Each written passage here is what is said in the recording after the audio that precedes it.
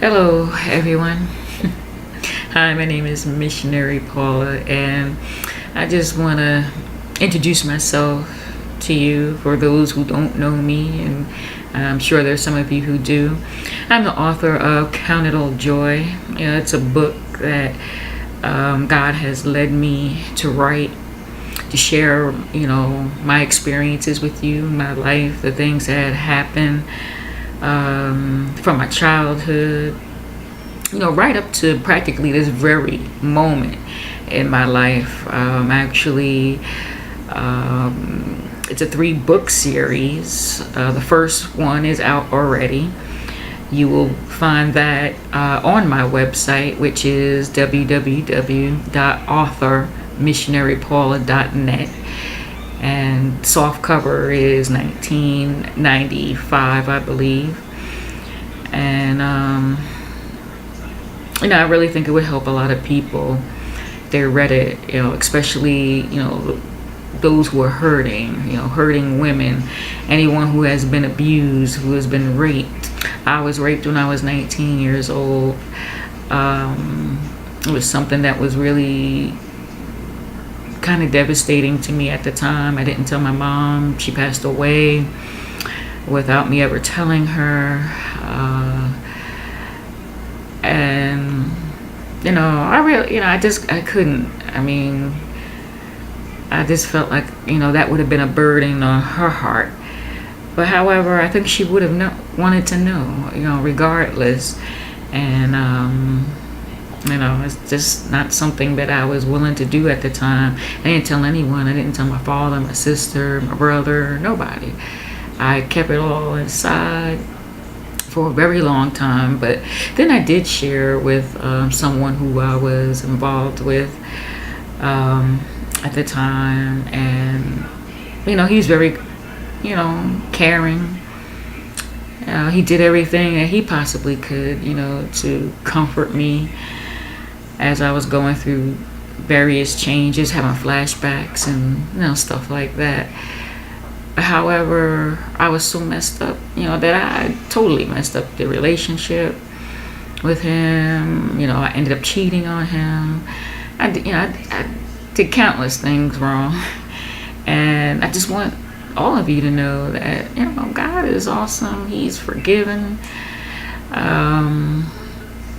He forgave me, for my sins. I've had a couple of relationships with married men, one in whom I'm actually married and had children.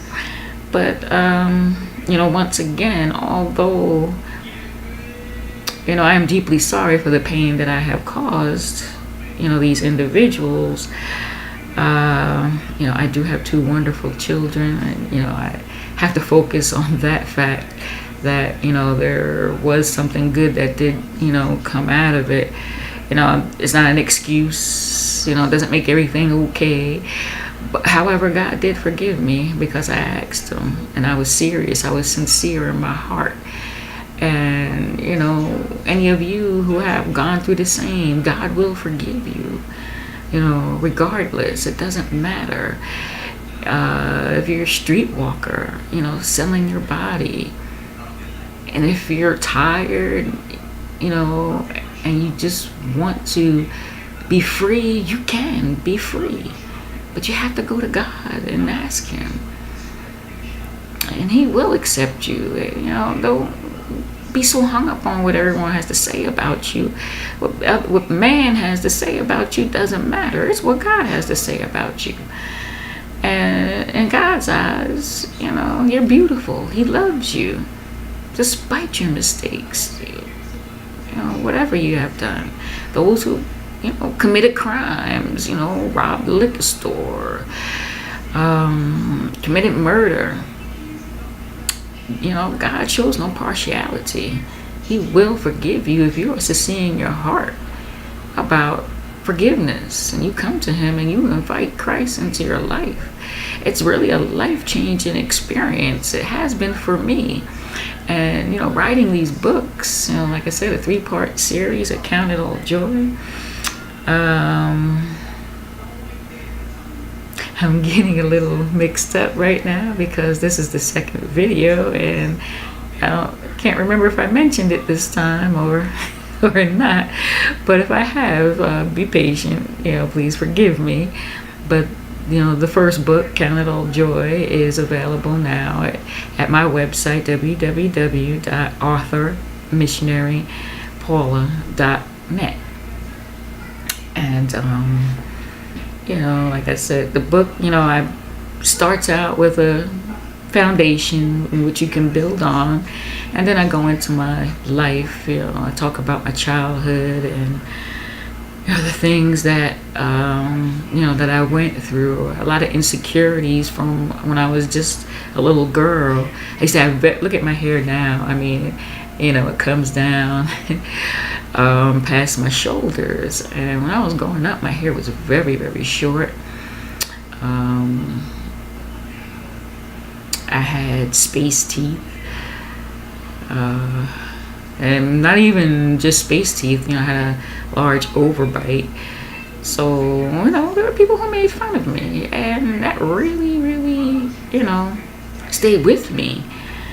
And I really had a complex about myself. It was hard, and I was always trying, to be liked by other people, and that caused me to do some things, that was stupid, of course. And the thing is, you think a light bulb would have went off at some point, but it didn't. It seems like the more I was rejected, the harder I tried. I was like, so determined. These, people, they're gonna like me, no matter what. And I kept trying, and nothing ever changed. But I do have one friend that I continue to stay in touch with right now, up to this point. And she's been there, through thick and thin. And she was never one of those, who did those kind of things. We did have our differences, of course. We did actually have one fight that I do remember, but it was just that one time. And for the most part, I'm the one that did all the dumb stuff. Really, it seemed like I was always doing something that would get me into some kind of trouble. I had a bad reputation, just because I was that type of person that I had to know the truth. And I had to be right. So there was a married man that I didn't know he was married when I first met him, but when I found out, it was like, okay, so what? I want to find, not that I wanted to find out, I wanted him to admit the truth, and he wouldn't.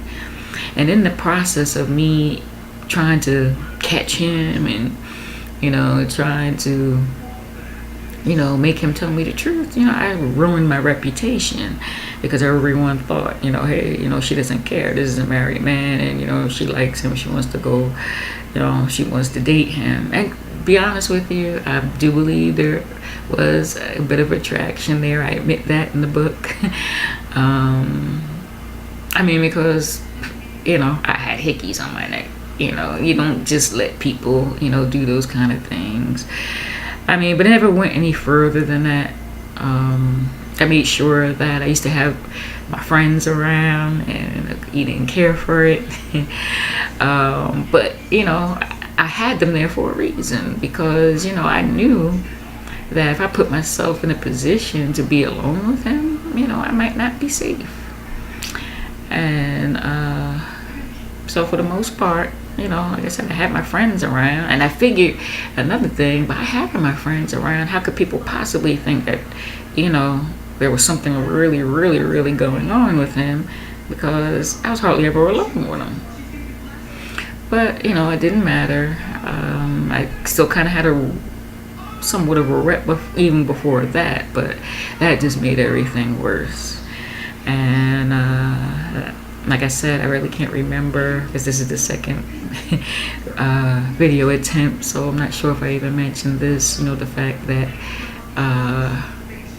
I did have a couple of relationships with married men, and one in which I whom I did marry and have children. But I'm just sharing these things with you, just letting you know these are the type of things that I have done, and it was hard. I mean, when I realized what God wanted me to share with people, I was like, no way. I don't tell people, that first of all, I was, even though I had gotten over the rape a long time ago, I still didn't want, anyone outside of, my husband to know what happened. I just felt like it was nobody else's business. And as for, the married men, I felt that was nobody else's business. But the whole thing is, I'm believing in my heart, because God gave me these things to share with you, that it's going to help those of you who are in those type situations, if not even worse situations, just so that you know that, hey, you still could be saved, and don't let no one tell you otherwise. It can happen. You just have to ask. You have to be willing to give your heart to God. He's right there. He's waiting.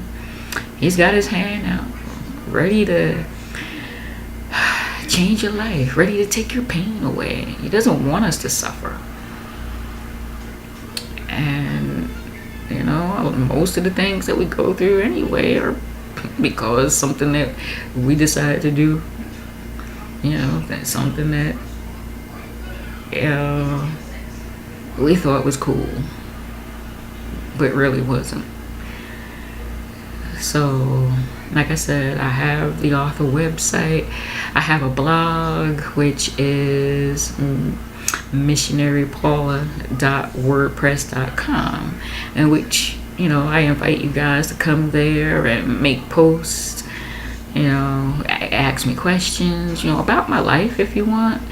I'll do my best, to give you a clear response, if I can. And, if there's an issue that you may have, I'll do my best to help you. I'll pray for you, however I can help. And like I said, if there's someone out there who sees, fit for me to come and talk to the women, that you minister to, I'm more than glad to do so. Of course, you can contact me. Reach out to me, contact me, and I'll get back to you, and we can take it from there. It's all about God. I'm not looking, to, how do I put it? My whole thing is, writing the books has been a blessing to me. And I'm not talking about money, because right now, I still have no home of my own. I'm still working, and I work hard, and I'm often tired. So it's not, it's not about money. What is giving me joy right now is to know that I'm not the same person I used to be. And when I look at what I've been through and all that I've learned, I mean, it's an eye opener for me. And if God can do that for me, I know He can do it for you too. So that's my joy in doing this. That's my blessing in doing this, is to see those of you also receive your deliverance from your situation, especially those who have been hurt by men, controlling relationships.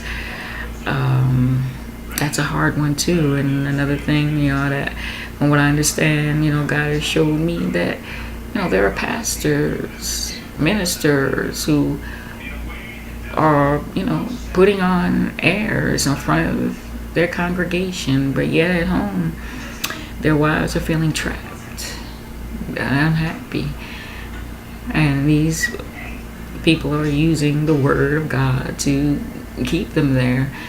And also, you pray, get on your knees, get on your face, fast if you must, and trust me, God will begin to show you what to do. Not saying that you have to leave, but it all depends on how bad your situation is. So just keep your eyes on the prize. Trust God, and He will lead you in the right direction.